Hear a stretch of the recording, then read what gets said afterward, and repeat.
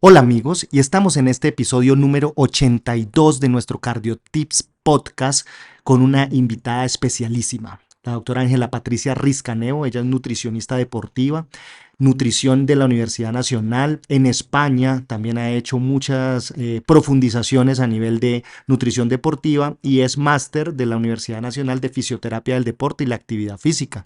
La pueden seguir en @tunutricionista deportiva y hoy nos va a hablar de un tema fascinante del cual todos tenemos siempre muchas dudas y es los tips fundamentales en nutrición deportiva.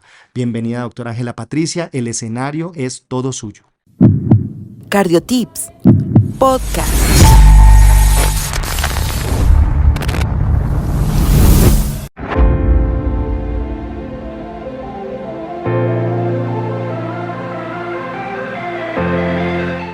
Doctor, muchísimas gracias por la invitación. Para mí es un gusto estar con ustedes el día de hoy. La idea de este espacio es poder compartir ciertos tips acerca de la parte de nutrición deportiva, derribar algunas creencias también que se tienen en torno a la parte de la alimentación, específicamente enfocada al deporte. Doctora, bienvenida a este podcast, esta es su casa y quisiera arrancar el tema un poquito con la pirámide y con la base nutricional general.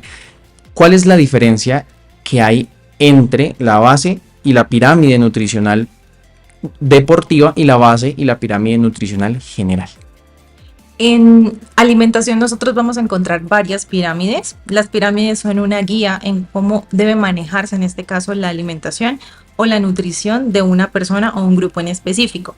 Lo que va a diferenciar en este caso la pirámide nutricional deportiva, que a veces se nos sale o de pronto pues no está dentro del esquema, es que siempre partimos a base de la alimentación saludable. Es decir, vinculamos o buscamos que la alimentación de esa persona tenga todos los grupos de alimentos, que no falte ninguno, que no falten proteínas, carbohidratos, grasas, que hayan de todos los nutrientes. Posteriormente, dentro de esa pirámide, nosotros vamos a encontrar lo que vendrán siendo la aplicación de estrategias para la parte del deporte, estrategias específicas de nutrición dependiendo del tipo de deporte que realice la persona. Y por último, encontramos la suplementación. En este orden en el cual yo les estoy comentando es que se debe siempre llevar a cabo esa intervención a nivel de nutrición y no debemos invertir esa pirámide. ¿Qué sucede? Que a veces las personas no arrancan desde la alimentación básica, vinculando que hayan de todos los grupos de alimentos, sino que parten desde la suplementación. Es decir, invierten esa pirámide y buscan que un suplemento por sí solo logre un objetivo y nunca va a ser así. Primero hay que pulir las bases y por último mirar si la persona sí o sí requiere suplementación. Ok, perfecto. Bueno, y en ese orden de ideas me gustaría saber, y yo creo que a los oyentes también, ¿cuál es tu consejo para iniciar en este mundo de la nutrición deportiva asociado a ese inicio de la actividad física y del deporte? La recomendación más grande es que siempre podamos tener una valoración inicial para conocer cómo está la persona. En la parte de nutrición deportiva, nosotros hacemos una valoración física, en este caso para conocer composición corporal de la persona. Esa valoración nos permite conocer cómo está la grasa, cómo está el músculo. Incluso hay valoraciones en la parte de nutrición deportiva, por ejemplo, que yo realizo, en las cuales vemos el estado de hidratación, que es súper importante tanto a nivel de salud como para la parte de deporte. Con base en esos datos y con la anamnesis clínica que nosotros generalmente hacemos, pues buscamos aterrizar un poco más la alimentación.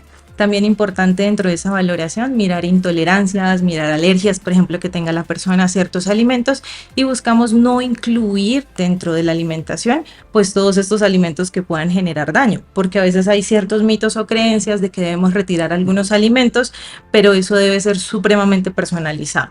Entonces la recomendación primaria, hay que hacer la valoración.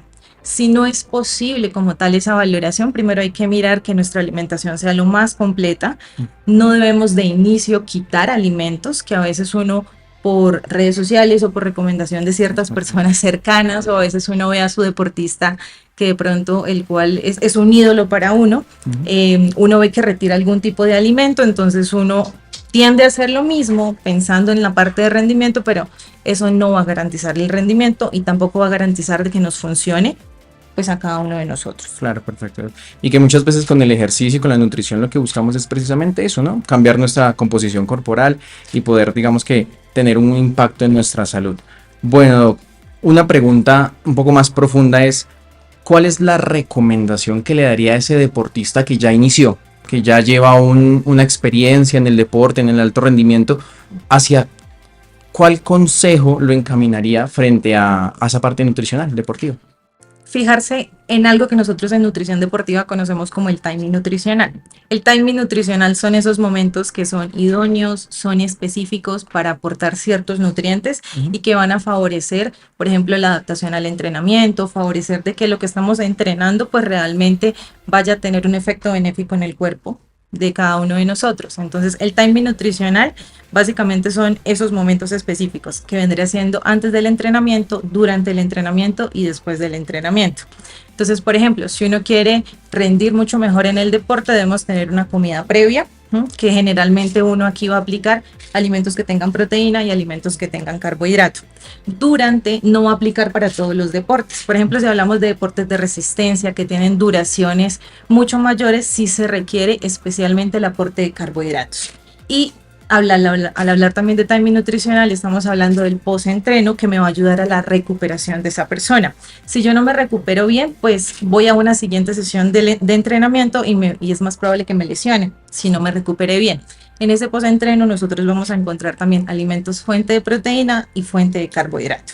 Y algo que está supremamente olvidado y es lo que yo he tratado como de incursionar y trabajar bastante y que lo trabajé en alto rendimiento y traté también de traerlo un poco al amateur, es la parte de hidratación, que es algo supremamente olvidado, y es que para garantizar un adecuado estado de salud necesitamos estar bien hidratados, pero adicionalmente para poder lograr las adaptaciones del entrenamiento, para no lesionarnos, necesitamos un buen estado de hidratación.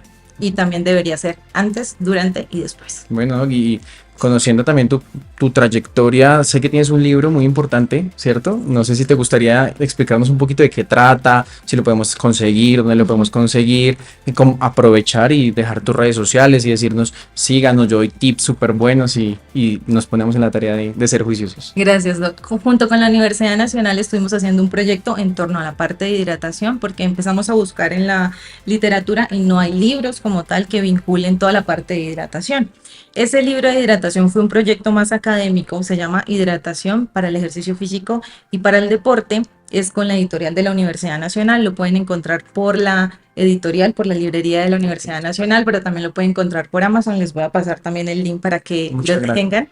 Hay versión digital y también pues la versión impresa, y es un libro, digo yo, sencillo de leer y aplica no solamente para deporte de alto rendimiento, sino para todas las personas, incluso para todas las edades.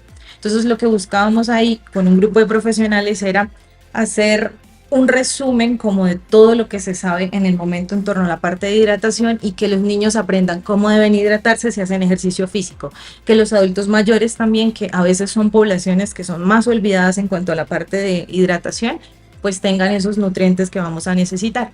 Y también dependiendo de los deportes van a encontrar específicamente cómo se debe realizar en este caso la hidratación, porque no siempre el agua solita va a funcionar, sino que necesitamos electrolitos. Claro. También ahí les contamos un poco cuáles son las pruebas que existen para valorar ese estado de hidratación y de esa manera pues personalizar cada vez más. Y en cuanto a la parte de las redes, nos pueden encontrar en @tunutricionista-deportiva por Instagram, por Facebook y también en @bcn_medical center. Súper, Doc, muchísimas gracias.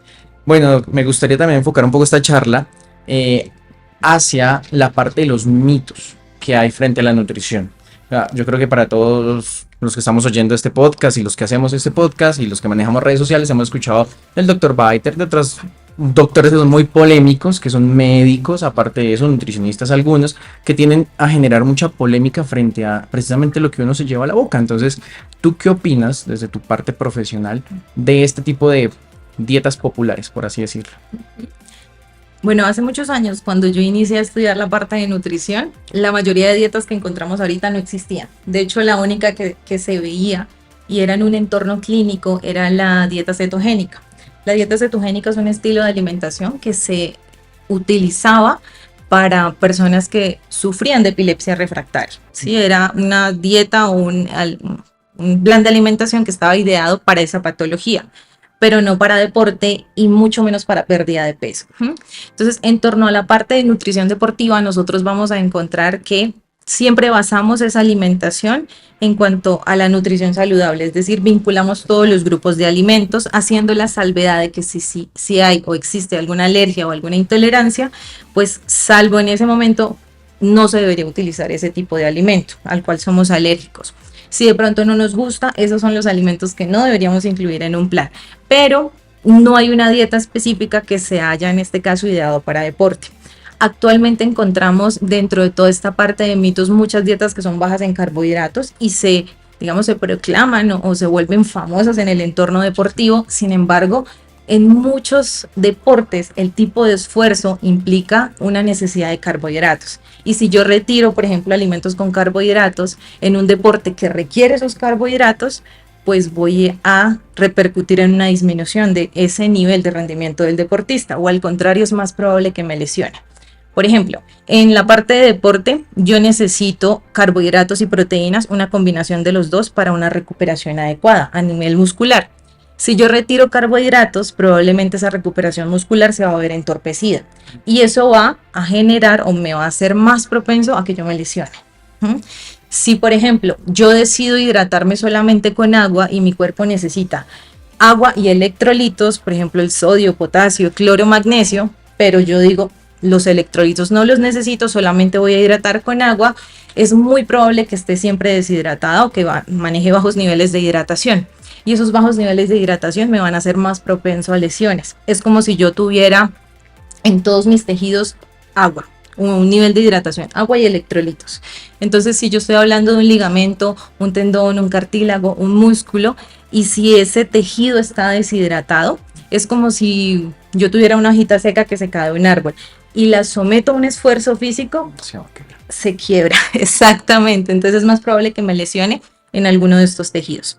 Entonces lo ideal siempre es que busquemos el equilibrio, miremos qué alimentos de pronto no toleramos bien, esos no los vamos a incluir dentro del plan, pero tratemos de llevar una alimentación saludable que cubra todos los requerimientos de cada uno de nosotros. Ok, y para eso sí o sí necesitamos una nutricionista deportiva. Lo ideal, sí.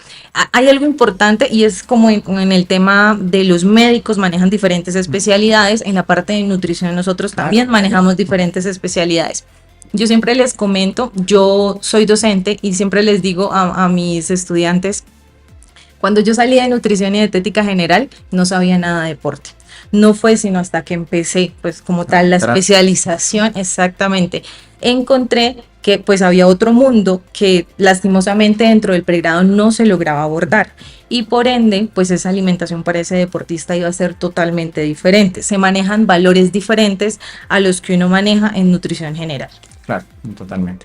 Doc, muchas gracias por todos tus consejos. Yo creo que para ir cerrando, una de las últimas preguntas que me gustaría realizarte es sobre cómo hacer desde la parte nutricional deportiva esa recomposición corporal de manera adecuada. Muchas veces las personas, los deportistas o la gente del común inicia un deporte para cambiar que su pancita, que su porcentaje de colesterol LDL, que su riesgo cardiovascular, que para verse más atléticos. ¿Cómo hacer esa adecuada transición y digamos que cuál es el camino a seguir frente a esas personas que buscan una recomposición corporal? La primera recomendación que yo les haría a estas personas que tienen esos objetivos, que tal vez no es rendimiento como tal en una competencia, pero sí mejoría a nivel de salud y de su físico, es elegir alimentos lo más naturales posibles o lo más natural posible.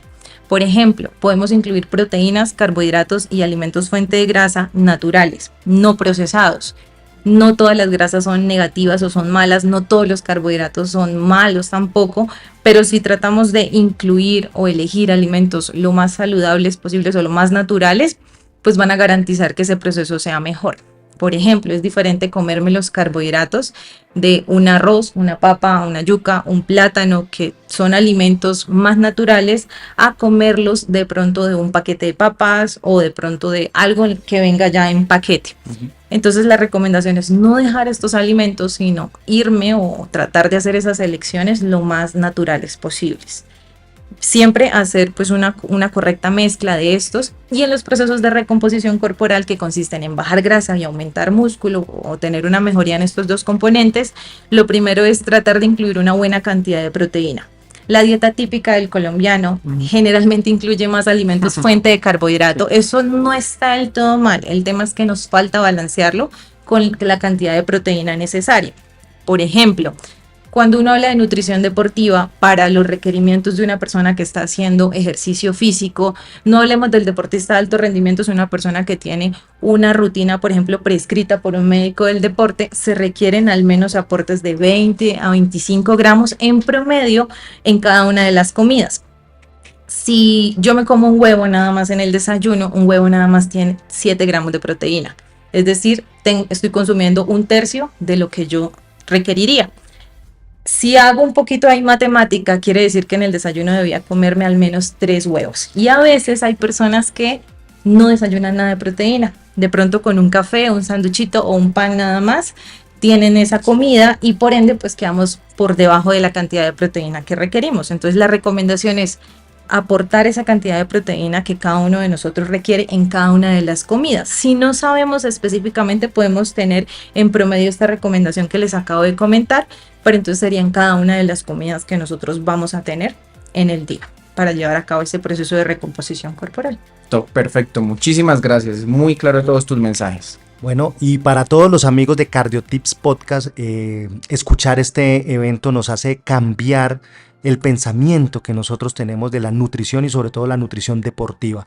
Doctora Ángela, muchísimas gracias por habernos acompañado y recordemos, amigos, a cuidar el corazón hasta el último latido. Sigue al Dr. Conte en sus redes sociales, Facebook, Instagram, YouTube y TikTok.